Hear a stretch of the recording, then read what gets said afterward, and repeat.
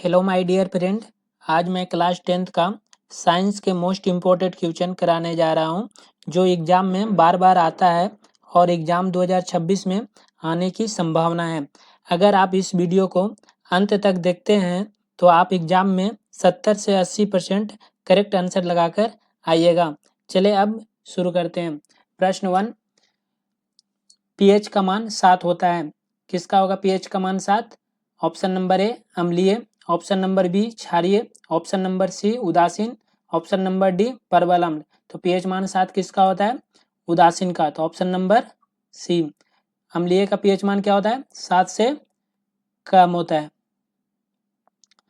और क्षारीय का क्या होगा? 7 से अधिक।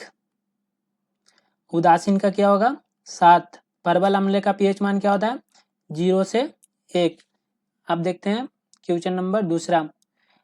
बेकिंग सोडा का रासायनिक नाम है sodium carbonate, sodium bicarbonate, calcium carbonate, NaCl। तो बेकिंग सोडा का रासायनिक नाम क्या हो जाएगा? Sodium bicarbonate. ये सोडियम कार्बोनेट किसका हो जाएगा? धावन सोडा का। कैल्शियम कार्बोनेट किसका हो जाएगा? संगमरमर का। NaCl किसका हो जाएगा? नमक का। तो उस बेकिंग सोडा का रासायनिक नाम क्या हो जाएगा? Sodium bicarbonate. याद करने के लिए देखना, जो H लगा हुआ रहता है उससे क्या बोलते हैं? बाइकार्बोनेट। जब ब से बाई होता है और ब से बेकिंग सोडा होता है। जब बेकिंग सोडा का रासायनिक नाम पूछे तो क्या हो जाएगा? Sodium bicarbonate. और धवन सोडा का सोडियम कार्बोनेट। अब प्रश्न तीसरा, दांतों की सड़न का कारण है क्षार, अम्ल, लवण, जल। तो दांतों जो सड़ता है किसके कारण सड़ता है? अम्ल के कारण। Option number B. अगर टूथपेस्ट की बात करें तो कैसा रहता है? उसकी प्रकृति रहता है वो क्षारीय रहता है। क्वेश्चन नंबर 4, ब्लीचिंग पाउडर का सूत्र है CaCl2, CaOCl2, calcium hydroxide, calcium carbonate. तो ब्लीचिंग पाउडर का रासायनिक सूत्र क्या हो जाएगा? CaCl2। अम्ल वर्षा का मुख्य कारण है CO2 यानी कार्बन डाइऑक्साइड, सल्फर डाइऑक्साइड और नाइट्रोजन ऑक्साइड, ऑक्सीजन, नाइट्रोजन। तो अम्ल वर्षा का मुख्य कारण क्या हो जाएगा? SO2 और NO2। लिटमस एक कृत्रिम सूचक है, प्राकृतिक सूचक है। नमक है, अम्ल है। तो लिटमस एक क्या है? प्राकृतिक सूचक है।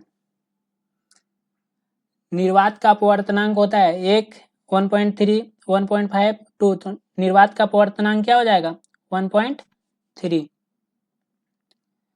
अम्ल वर्षा का पीएच होता है 7 से अधिक, 7, 5.6 से कम, 9। तो इसका करेक्ट आंसर क्या हो जाएगा? ऑप्शन नंबर सी 5.6 से कम। 7 से अधिक किसका होता है? क्षार का। और 7 से कम क्या होता है? एसिड, अम्ल का। कौन सी धातु सबसे अच्छी ऊष्मा चालक है? लोहा, तांबा, चांदी, एल्युमिनियम। तो कौन सी धातु ऊष्मा का सबसे अच्छी चालक हो जाएगा? कौन सा? चांदी। अगर चांदी नहीं होगा तब कौन सा हो जाएगा? तांबा। अधातु सामान्य कैसा होता है? चमकीले, तन्य, भंगुर, भारी। तो अधातु सामान्य कैसा हो जाएगा? भंगुर। अधातु को जब हम पीटेंगे तो क्या हो जाएगा? छोटे छोटे टुकड़े में बिखर जाएगा, उसे क्या बोलेंगे? भंगुर। अधातु हमेशा चमकीला नहीं होता है, वो अधातु को खींचाएगा। तन्य का मतलब होता है क्या? उसकी तार बनाना। तो क्या खींचोगे तो लंबा होगा? नहीं। भारी नहीं होता है, भारी तो कुछ होता है बट उतना भारी नहीं होता है। इसका करेक्ट आंसर क्या हो जाएगा? भंगुर। पित्तल किसका मिश्र धातु है? तांबा टीन, तांबा जास्ता, लोहा कार्बन, तांबा चांदी। तो पित्तल किसका मिश्र धातु हो जाएगा? लोहा प्लस कार्बन। सबसे अधिक अभिक्रियाशील धातु है लोहा, सोडियम, तांबा, चांदी। तो सबसे अधिक अभिक्रियाशील धातु कौन सा हो जाएगा? सोडियम। धातुओं को उनके अयस्क से निकलने की प्रक्रिया कहलाती है गलन, परिष्करण, धातुकर्म, अपचयन। तो धातुओं को उनके अयस्क से निकलने की प्रक्रिया क्या कहलाती है? धातु कर्म। अधातु सामान्यतः कैसे ऑक्साइड बनाते हैं? क्षारीय, अम्लीय, उदासीन, सभी। तो देखो अधातु जब भी बनाएगा तो कैसा बनाएगा? अम्लीय बनाएगा। आज से अधातु, आज से अम्लीय। धातु बनाएगा कब, ये धातु रहेगा तो क्या हो जाएगा, धातु क्षारीय बनाएगा, अधातु बनाएगा अम्लीय। तो आज से क्या हो रहा है, अधातु, आज से क्या हो रहा है, अम्लीय। अधातु जब पूछे तो सीधा अम्लीय, धातु पूछे तो क्षारीय। उदासीन का पीएच मान कितना होता है, 7। धातु सामान्यतः किसके अभिक्रिया कर हाइड्रोजन गैस निकलती है, जल से, अम्ल से, क्षार से, सभी से। तो धातु किसके साथ अभिक्रिया करता है तो हाइड्रोजन गैस निकलता है अम्ल के साथ। कार्बन की संयोजकता कितनी होती है, 2, 3, 4, 6। तो कार्बन की संयोजकता कितनी होती है, 4। इसका क्रमांक, परमाणु क्रमांक कितने होंगे, 6। और द्रव्यमान कितना हो जाएंगे, 12। निम्न में से कौन कार्बन का अपरूप है, हीरा, लोहा, तांबा, सोडियम। तो कार्बन का अपरूप कौन सा हो जाएगा, हीरा। ग्रेफाइट में कार्बन परमाणु किस प्रकार जुड़े होते हैं, एक परत में षटभुजाकार, घनाकार, चतुर्भुज, त्रिकोण। तो इसका करेक्ट आंसर हो जाएगा ए, एक परत में षटभुजाकार। हीरा किस कारण कठोर होता है, कमजोर बंध, मजबूत सहसंयोजक बंध, आयनिक बंध, धात्विक बंध। तो हीरा किस कारण कठोर होता है, मजबूत सहसंयोजक बंध। मोस्ट इंपोर्टेंट क्वेश्चन, एल्केन का सामान्य सूत्र है CnH2n, CnH2n-2, CnH2n+2, CnH2n। तो एल्केन का सामान्य सूत्र क्या हो जाएगा, CnH2n+2। एल्केन को क्या, कैसा हाइड्रोकार्बन बोलते हैं, संतृप्त हाइड्रोकार्बन बोलते हैं, संतृप्त हाइड्रोकार्बन बोलते हैं एल्केन को। और एल्केन में कैसा बॉन्ड होता है, सिंगल बॉन्ड होता है। एल्केन में कैसा बॉन्ड होगा, सिंगल बॉन्ड होगा। अगर एल्केन का पूछे तो CnH2n+2, एल्किन का पूछे तो CnH2n। ये क्या हो जाएगा, एल्किन का। एल्काइन का क्या हो जाएगा, CnH2n-2। देखो एल्केन में सिंगल बॉन्ड बनती है, एल्किन में डबल बॉन्ड, एल्काइन में ट्रिपल बॉन्ड। ये है संतृप्त हाइड्रोकार्बन, एल्केन है। ये दोनों कौन सा हो जाएगा, असंतृप्त हाइड्रोकार्बन, असंतृप्त हाइड्रोकार्बन। एल्किन का सामान्य सूत्र क्या है, अभी ऊपर बताया।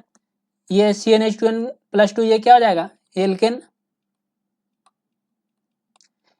ये क्या हो जाएगा, एल्किन। तो इसका करेक्ट आंसर क्या हो जाएगा, बी। और ये क्या है, एल्काइन। एल्किन के, ये इसमें एल्काइन, एल्किन के साथ सिंगल बॉन्ड बनते हैं, एल्किन के साथ डबल, एल्काइन के साथ ट्रिपल। ये दोनों कौन सा है, असंतृप्त हाइड्रोकार्बन। ये क्या है, संतृप्त हाइड्रोकार्बन। कार्बन की श्रृंखला बनाने की क्षमता कहलाती है संयोजकता, अपरूपता, श्रृंखलन, समवायिता। तो कार्बन की श्रृंखला बनाने की क्षमता क्या कहलाते हैं, श्रृंखलन या कैटेनेशन। पीवीसी का पूरा नाम क्या है, polyvinyl chloride, polyvinyl carbon, polyvinyl calcium, polyvinyl cobalt. तो पीवीसी का पूरा नाम क्या हो जाएगा, पॉलीविनाइल क्लोराइड। आधुनिक आवर्त नियम किस पर आधारित है, परमाणु भार पर, परमाणु द्रव्यमान पर, परमाणु क्रमांक पर, तो संयोजकता पर। तो आधुनिक आवर्त नियम किस पर आधारित है, परमाणु क्रमांक पर। आधुनिक आवर्त का नियम किसने दिया, मोसले ने दिया। आधुनिक आवर्त सारणी में कितने आवर्त हैं, 7 आवर्त हैं और 18 वर्ग है। मोस्ट इंपोर्टेंट क्वेश्चन, आधुनिक आवर्त किसने दिया, मोसले ने दिया। किस आधारित पर, किसके आधारित पर आधारित है, परमाणु क्रमांक पर। उसमें कितने आवर्त हैं, 7 आवर्त हैं, कितने वर्ग हैं, 18 वर्ग हैं। किस समूह की संयोजकता शून्य होती है, समूह 1, समूह 2, समूह 17, समूह 18। तो किस समूह की संयोजकता शून्य होती है, समूह 18। समूह 18 को क्या बोलते हैं, अकीरीय गैस। क्या बोलते हैं, अकीरीय गैस। समूह 17 को क्या बोलते हैं, हैलोजन परिवार। इसको बोलेंगे हैलोजन परिवार। समूह 1 क्या बोलते हैं, मृदा धातु। समूह 2 को क्या बोलते हैं, क्षारीय मृदा धातु। इलेक्ट्रॉन त्यागने की प्रवृत्ति अधिक होती है किसमें? धातुओं में, नोबेल गैस में, हैलोजन में। तो इलेक्ट्रॉन त्यागने की प्रवृत्ति सबसे अधिक किसमें होती है? धातुओं में। आपने देखा होगा धातु में जो अधिकतम कक्ष में इलेक्ट्रॉन कितने होते हैं? 2, 1 और 2, 3। ये 1 और ये 2, ये 3 सब क्या करता है? एक दूसरे को देता है। अगर हम कोई भी परमाणु दूसरे परमाणु को इलेक्ट्रॉन देगा तो क्या कर रहा है? त्याग रहा है। उस पर क्या हो जाएगा? धनायन। जो ले रहा है वो क्या हो जाएगा? ऋणायन।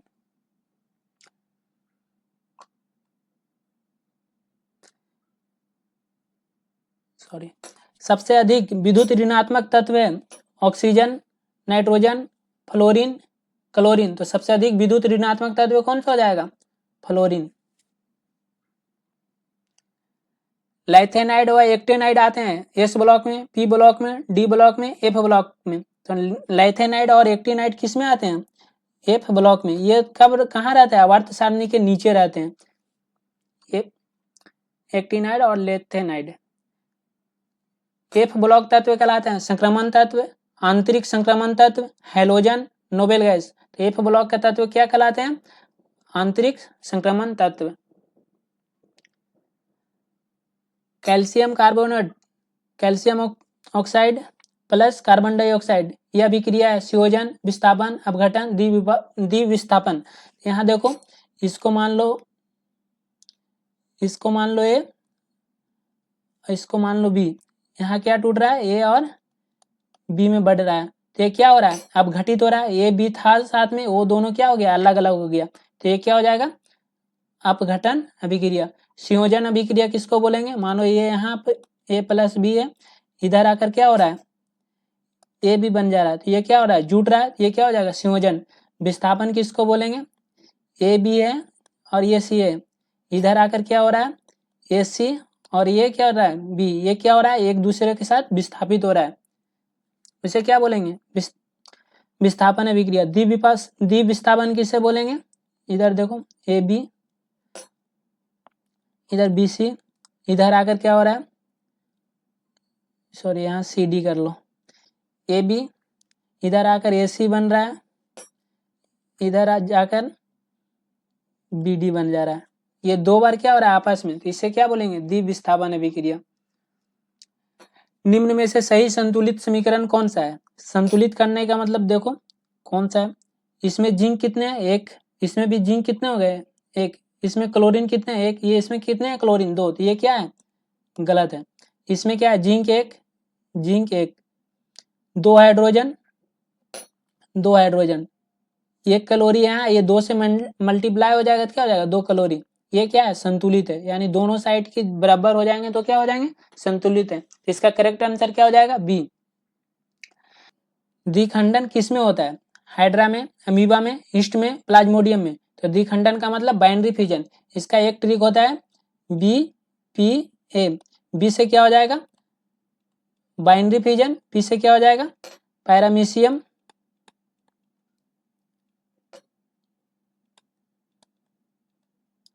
पी से क्या हो जाएगा? पैरामीशियम। ए से क्या हो जाएगा?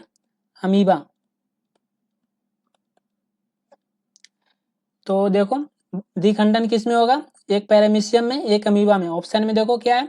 Hydra, amoeba, east, Plasmodium. तो इसका करेक्ट आंसर क्या हो जाएगा? बी, क्योंकि पैरामीशियम इसमें है नहीं। पैरामीशियम में एक और होता है क्या? इसका जो आकार होता है जो चप्पल की जैसा होता है। और अमीबा जो भोजन ग्रहण करता है कूटपात के द्वारा। कूटपात किससे संबंधित है? अमीबा से। चप्पल जैसा आकार किससे होता है? पैरामीशियम में। द्विखंडन पूछे तो कि इसका डायरेक्ट माइंड में आना चाहिए बी पी ए। बी से क्या हो जाएगा? Binary fission. पी से क्या हो जाएगा? पैरामीशियम। ए से क्या हो जाएगा? अमीबा। और ये हाइड्रा और ईस्ट में कैसा कौन सा जनन होता है? मुकुलन। मुकुलन। प्लाज्मोडियम में क्या होता है? बहुखंडन।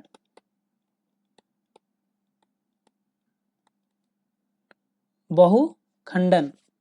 चलो अब नेक्स्ट क्वेश्चन।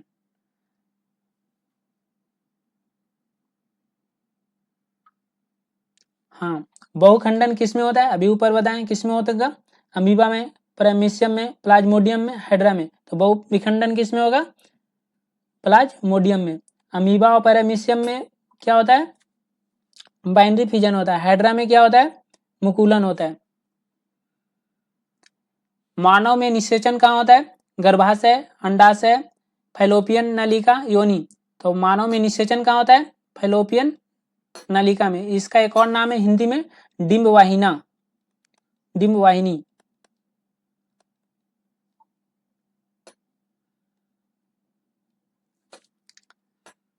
निषेचन के बाद बनने वाली कोशिका कहलाती है भ्रूण, जायगोटा, बीज, युग्मक। तो निषेचन के बाद बनने वाली कोशिका कहलाती है क्या? जायगोटा। परागकण बनते हैं वर्तिकाग्र में, अंडाशय में, पुंकेसर में, ब्रादल में। तो परागकण किसमें बनते हैं? पुंकेसर में। एस्ट्रोजन हार्मोन बनता है वृषण, यकृत, अंडाशय, अग्नाशय। तो एस्ट्रोजन हार्मोन किसमें बनता है? अंडाशय में बनता है। ये हमेशा कौन सी फीमेल में पाया जाता है? एस्ट्रोजन फीमेल में पाया जाता है और टेस्ट्रोजन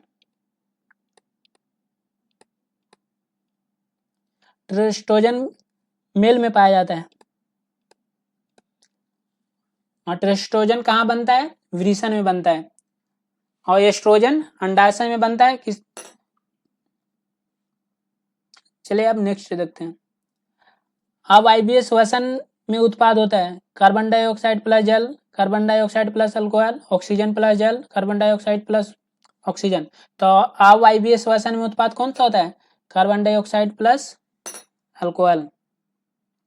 मानव में श्वसन अंग है फेफड़ा, हृदय, गुर्दा, यकृत। तो श्वसन अंग कौन सा हो जाएगा? फेफड़ा। मानव हृदय में कक्षों की संख्या कितने हैं? 4। शुद्ध रक्त हृदय से शरीर में जाता है, शुद्ध रक्त हृदय से शरीर में जाता है किसके द्वारा? शिरा के द्वारा, धमनी के द्वारा, कोशिका द्वारा, श्वास नली द्वारा। तो शुद्ध रक्त हृदय से शरीर में जाता है किसके द्वारा? धमनी के द्वारा। अशुद्ध रक्त हृदय से शरीर से हृदय में आता है किसके द्वारा? शिरा के द्वारा। जब अशुद्ध पूछे शरीर से हृदय में आएगा किसके द्वारा? तो शिरा के द्वारा। और शुद्ध रक्त हृदय से शरीर में किसके द्वारा जाएगा? धमनी के द्वारा। मानव में रक्त का रंग लाल होता है क्योंकि प्लाज्मा के कारण, हीमोग्लोबिन के कारण, प्लेटलेट के कारण, जल के कारण। तो मानव में रक्त का रंग लाल होता है क्यों? हीमोग्लोबिन की उपस्थिति के कारण। उत्सर्जन का प्रमुख अंग है फेफड़ा, त्वचा, गुर्दा, यकृत। तो उत्सर्जन का प्रमुख अंग क्या हो जाएगा? गुर्दा। इसको एक और क्या बोलते हैं? किडनी। इसका मेनली काम क्या है? ये ब्लड को क्या करता है? छानता है और अपशिष्ट पदार्थ को मूत्र मार्ग द्वारा बाहर निकालता है। पौधे में जल का परिवहन होता है फ्लोएम, जाइलम, स्टोमाटा, पत्ती। तो पौधे में जल का परिवहन किसके द्वारा होता है? जाइलम के द्वारा। फ्लोएम के द्वारा क्या होता है? खाद्य पदार्थ का परिवहन।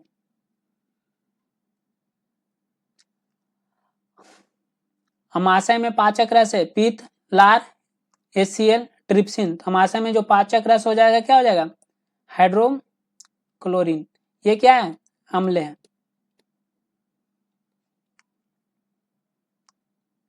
लार में पाए जाने वाला enzyme pepsin, amylase, trypsin, lipase. तो लार में कौन सा एंजाइम पाया जाता है? एमाइलेज। भोजन का अवशोषण होता है अमाशय में, बड़ी आंत में, छोटी आंत में, ग्रास नली में। तो भोजन का अवशोषण कहाँ होता है? छोटी आंत में। और एक और बात, छोटी आंत और बड़ी आंत की जो ज्वाइंट रहती है, अगर वो ज्वाइंट कोई इंफेक्शन के कारण फूल गई तो उसे को क्या और क्या बोलते हैं? अपेंडिक्स।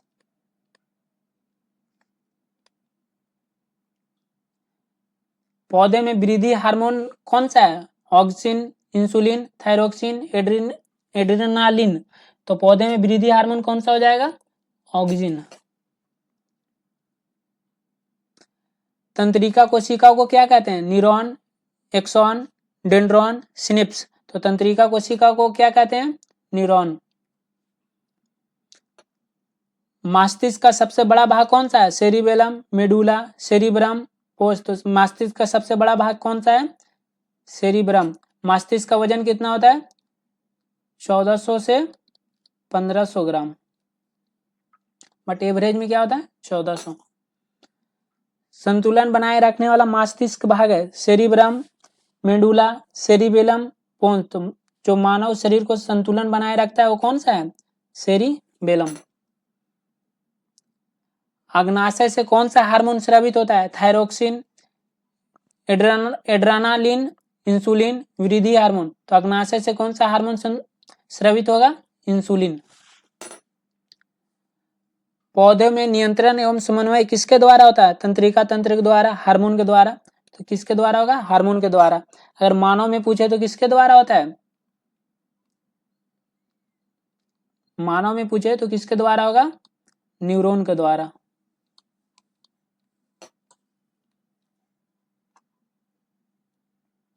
मटर के पौधे में मेंडल कितने लक्षणों का अध्ययन किया? 5 लक्षण, 6, 7, 8। तो कितने लक्षणों का अध्ययन किया? 6। जीन होते हैं आरएनए के बने, प्रोटीन के बने, डीएनए के भाग, कोशिका के भाग। जो जीन, यहाँ पे सॉरी क्वेश्चन रॉन्ग हो गई, जीन किसके भाग होते हैं? तो डीएनए के भाग होते हैं और बने होते हैं आरएनए और प्रोटीन दोनों से मिलाकर। मानव में गुण सूत्रों की कुल संख्या कितने हैं? 23, 44, 46, 48। तो मानव में गुण सूत्रों की कुल कितनी संख्या हो जाएंगे? 46। अगर जोड़ा में पूछे तो 23 जोड़ा यानी 23 पेयर।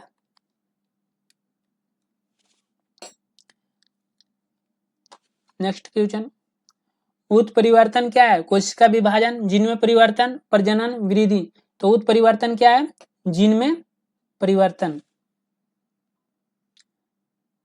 जैव विकास का सिद्धांत किसने दिया? लैमार्क ने, मेंडल ने, डार्विन ने, पाश्चर ने। तो जैव विकास का सिद्धांत किसने दिया?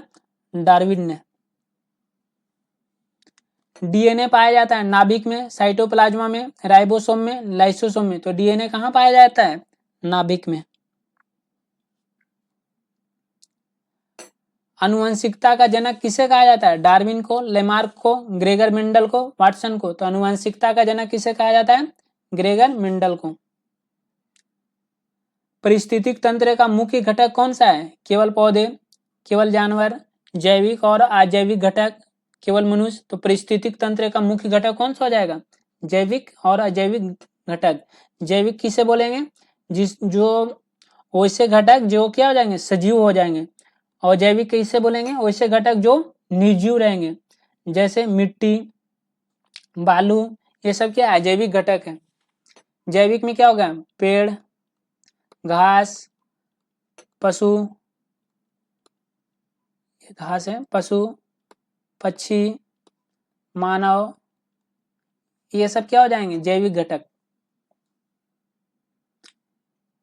उत्पाद कौन होते हैं? शाकाहारी, मांसाहारी, हरे पौधे, जीवाणु। तो उत्पाद कौन होते हैं?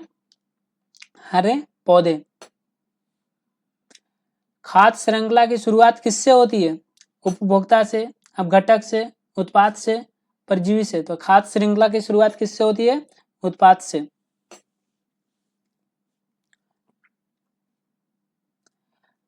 अवतल लेंस को कहते हैं अभिसारी, अपसारी, समतल, उत्तल।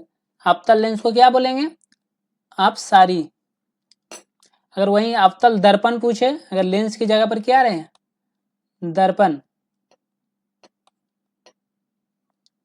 जब दर्पण रहेगा तो कौन सा हो जाएगा? अभिसारी। जब अवतल लेंस रहेगा तो अपसारी, अवतल दर्पण रहेगा तो अभिसारी।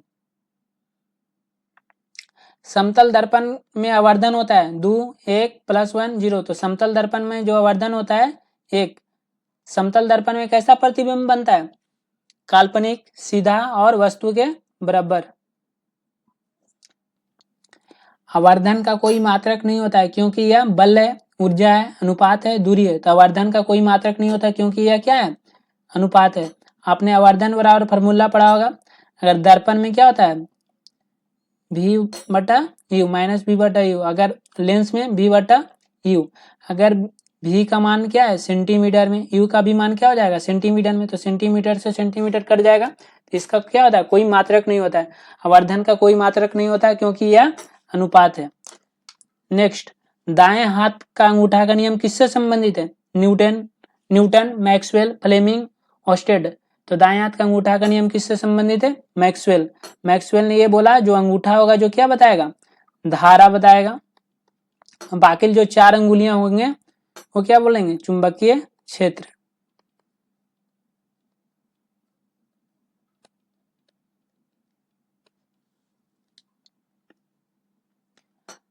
अस्थाई चुंबक बनाने का उपयोग होता है मुलायम लोहा का, स्टील का, तांबा का, एल्युमिनियम का। तो अस्थाई चुंबक बनाने में उपयोग होता है किसका? स्टील का। और अस्थाई चुंबक बनाने में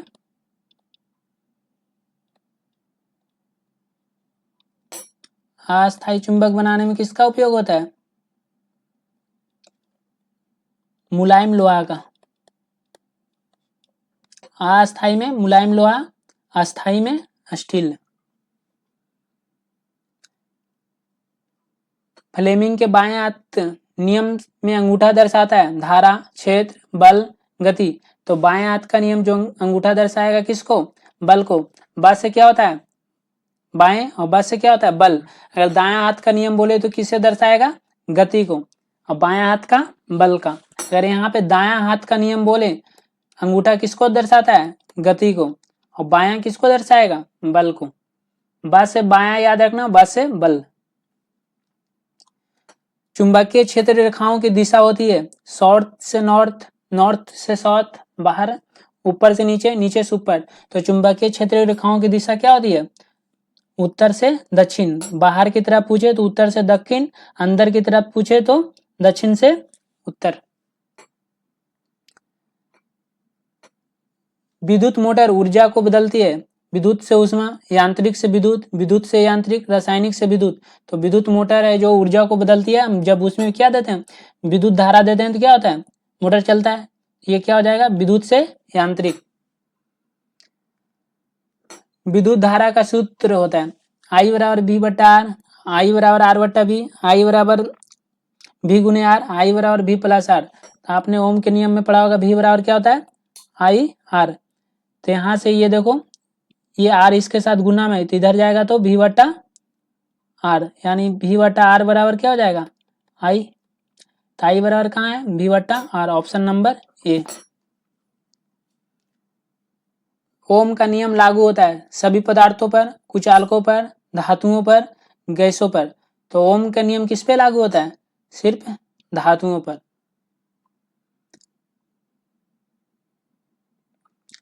प्रतिरोध की एसआई इकाई है एम्पियर, वोल्ट, ओम, वाट। तो प्रतिरोध की एसआई मात्रा क्या हो जाएगा? ओम। ओम को किससे सूचित करते हैं? इससे। वोल्ट को V से, एम्पियर को A से, वाट को W से। और एक और, जो प्रतिरोध होते हैं दो तरह का संयोजन होता है। एक होता है श्रेणी क्रम, जिसमें R का समतुल्य पूछे तो सीधा सीधी जोड़ देंगे R1 plus R2 dot dot dot. अगर समांतर क्रम में रहेगा तो समांतर क्रम का समतुल्य पूछेगा तो 1 प्लस R1 1 प्लस R2 करेंगे।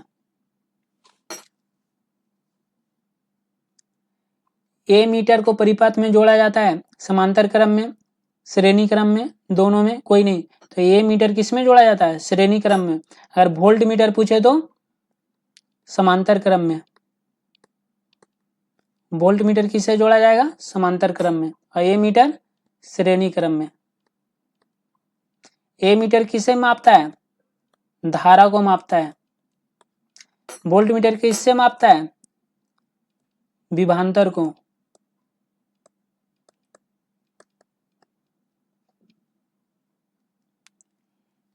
यूनिट विद्युत ऊर्जा है 1 जूल, 1 वाट, 1 किलोवाट घंटा, 1 वोल्ट। तो यूनिट का जो विद्युत ऊर्जा होता है किसमें मापा जाता है? किलोवाट घंटा। फ्यूज तार बना होता है तांबा का, एल्युमिनियम का, टिन लेड मिश्र धातु, लोहा का। तो फ्यूज का तार बना होता है किसको बना होता है? टिन लेड का मिश्र धातु। लेंस की क्षमता का एसआई इकाई क्या है? Metre, centimetre, dioptre, joule. तो लेंस की क्षमता का एसआई मात्रा क्या हो जाएंगे? डायोप्टर। इसे किससे सूचित किया जाता है? एफ से। इसका एक फॉर्मूला भी होता है लेंस की क्षमता और पी बटा 1 बटा एफ। ये जो एफ हो हमेशा रहेगा किसमें? मीटर में।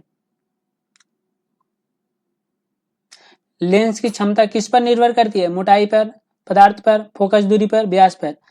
तो किस पे निर्भर करती है? अभी मैंने बताया P बराबर क्या होता है? 1/F। जब ये फोकस दूरी को बढ़ाएंगे तो लेंस की क्षमता क्या हो जाएगा? घटेगा। जब इसको घटाएंगे तो ये क्या हो जाएगा? बढ़ेगा।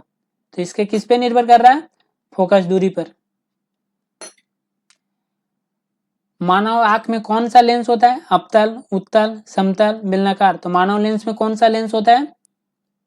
उत्तल।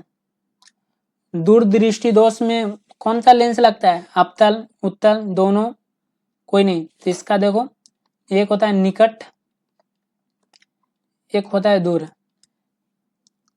एक होता है अपतल लेंस, एक होता है उत्तल लेंस। इसमें देखो, इसमें कितने अक्षर हैं? 3। इसमें कितने अक्षर है? 4। इसमें कितने हैं? 3। इसमें कितने हैं? 2। तो बड़ा के लिए बड़ा, इधर ये दोनों में कौन बड़ा है? ये दोनों में कौन बड़ा है? ये। तो निकट जब पूछेगा तो अपतल, दूर पूछेगा तो उत्तल। तो दूरदृष्टि दोष में कौन सा लेंस लगेगा? उत्तल।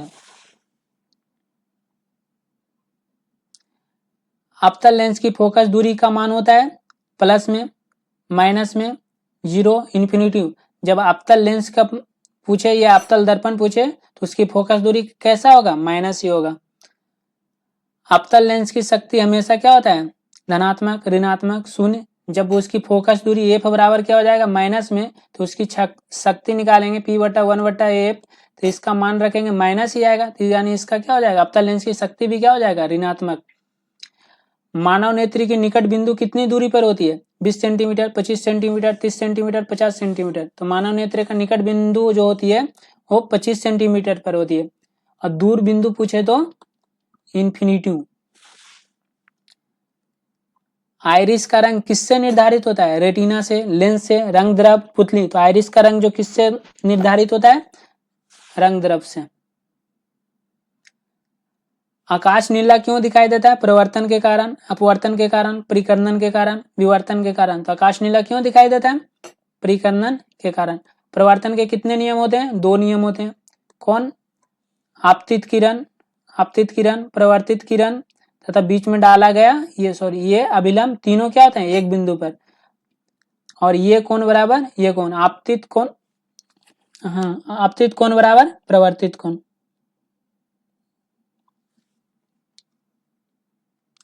सबसे कम विचलन किस रंग का होता है? बैगनी का, नीला का, हरा का, लाल का। तो सबसे कम विचलन किस रंग का होता है? लाल का। सबसे कम विचलन लाल रंग का होता है, इसीलिए क्या सिग्नल के रूप में लाल रंग का उपयोग होता है। और सबसे ज्यादा किसका होगा? बैगनी का। समतल दर्पण में बना प्रतिबिंब वास्तविक होता है, उल्टा होता है, आभासी व सीधा, बड़ा। तो समतल दर्पण में कैसा प्रतिबिंब बनता है? आभासी, सीधा और क्या? वस्तु के बराबर।